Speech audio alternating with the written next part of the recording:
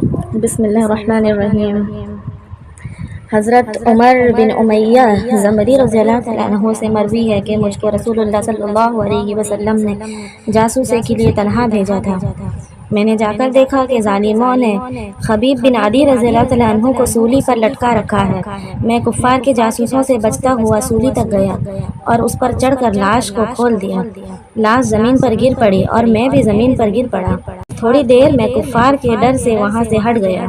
پھر میں نے پلٹ کر دیکھا تو وہاں خبیب رضی اللہ تعالیٰ عنہ کا کہیں نام و نشان نہ ملا، گویا زمین ان کو نگل گئی یا فرشتوں نے آسمان پر اٹھا لیا۔ آسمان پر اٹھایا جانا ہی زیادہ قرین احوال ہے۔